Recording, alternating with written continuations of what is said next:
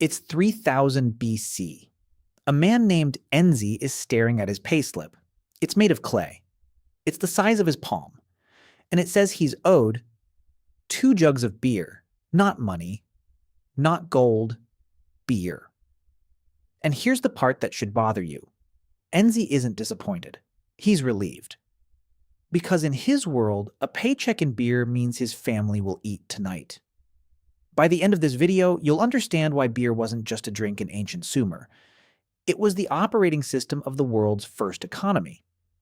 And, weirdly, it might explain your own paycheck too. Enzi wakes up before the sun. The air is cool, the city is quiet. He lives in Uruk, the biggest city on Earth at this moment in history. About 40,000 people, more than London would have for the next 3,000 years. He doesn't own his house. He doesn't own the field he'll work in today. He doesn't even really own his own labor. All of it, the land, the grain, the tools, even Enzi's time, belongs to the temple. And the temple isn't just a religious building. It's something we don't have a clean word for in English. It's a church, a bank, a factory, a warehouse, and an employer, all stacked into one giant mud brick pyramid. Enzi's job today? Hauling barley sacks for 9 hours. Sack after sack. The line never ends. And at the end of the day, a scribe will pull out a small clay tablet, press a few wedge-shaped marks into it, and hand Enzi his wage. 2 sila of beer. Roughly 2 liters. That's his paycheck. That's everyone's paycheck. Now here's the obvious question. Why beer? Why not just give him grain? Or silver? Or anything that lasts longer than a week? The answer is the most counterintuitive idea in this entire story. Stay with me. Raw barley is dangerous in 3000 BC. It rots. It gets infested with weevils. The water in Uruk is full of parasites. Drinking it straight could kill you. So what does ancient Sumer do? They turn their grain into beer. Water meets grain. Something begins. Because beer is safe. The fermentation kills the bacteria. A jug of Sumerian beer was more like a thick, soupy porridge. You could literally live on it. It's storable. Sealed in a clay jar, it lasts. And this is the genius part. It's divisible. You can measure it. Exactly. In Sila, beer wasn't a luxury. Beer was liquid bread that doubled as a unit of accounting. It was food, currency, and spreadsheet, all in one cup. Okay, I need to tell you something that completely broke my brain when I first learned it. You've been told that writing was invented for poetry, or for laws, or for sacred religious texts. That's wrong. The earliest known writing in human history, cuneiform, the script the Sumerians invented, wasn't poetry. It was receipts for beer rations. The very first thing humans ever wrote down, the moment we crossed from prehistory into history, was a temple bureaucrat tracking who was owed how many jugs of beer. Literature came later. Hammurabi's laws came much later. The Epic of Gilgamesh, over 1,000 years later. Writing wasn't born from inspiration. It was born from accounting. And once you sit with that for a second, the entire story of civilization rearranges itself in your head. Because it means the foundation of every novel, every contract, every text message you've ever sent was a payroll system. Now let's go back to Enzi. He gets 2 sila of beer a day. But the scribe who's writing his tablet, that guy gets 3. The temple administrator above the scribe, 5. And the high priest at the very top of the ziggurat, he gets up to 10 sila a day. That's 5 times what Enzi gets, for sitting in a cool stone room and talking to a god.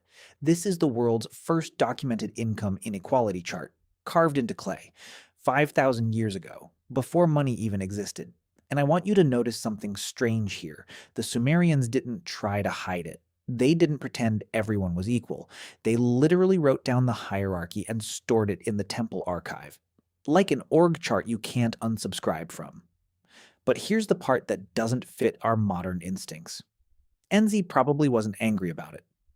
Because the deal he had, work for the temple, get fed, stay safe, get beer every single day for the rest of your life, was, for 3000 BC, an incredibly good deal. The alternative wasn't be a free entrepreneur. The alternative was starving in a field somewhere outside the city walls. Job security, invented. Inequality, also invented. Same week. There's one more character in this story you need to meet. Her name is Ninkasi. She's the goddess of beer. But she's not just a symbol on a tablet. She represents something real. In ancient Sumer, almost every brewer was a woman. Think about what that means for a second. The single most important economic product in the entire civilization, the thing that was the paycheck, was produced almost entirely by women. Brewing happened in homes. In small workshops, women owned taverns. They were allowed to keep the profits. For a brief window in human history, controlling the beer meant controlling a sliver of the economy, and the Sumerians wrote a hymn to a woman to honor it. This won't last. For a while, life is good. Within 1,000 years, Hammurabi's laws will start regulating women's taverns. The brewers will slowly get pushed out. The goddess will fade. But for now, at this exact moment in Uruk, the woman down the street from Enzi is essentially running her own small bank. She just doesn't call it that. She calls it brewing. There's one more detail I can't get out of my head. When Enzi finishes his shift, he doesn't drink his beer alone. He walks to a communal bowl, a big clay vessel sitting in the middle of a courtyard, and he drinks through a long reed straw. So does the man next to him, and the woman across from him, all of them, sharing the same bowl. We found these straws. Archaeologists dug them up. Some of them are 5,000 years old, made of gold and lapis lazuli. We found these straws. Archaeologists dug them up. The oldest known drinking straws in human history. And I think this detail matters more than it looks. Because sharing a bowl is a contract. You're saying, I trust this beer. I trust the brewer. I trust the temple that paid us both. I trust that nobody poisoned the jar. I trust that we are somehow in this together. Modern economies run on trust too. We just hide it behind apps and signatures and central banks. The Sumerians put their trust in plain sight, in the middle of the courtyard, with a straw in it. The shared bowl wasn't just a way to drink, it was the social glue that made the whole beer economy work. So let's zoom out. 5,000 years ago, in a mud brick city in the desert, humans figured out something we're still figuring out today. They figured out that an economy isn't really about money.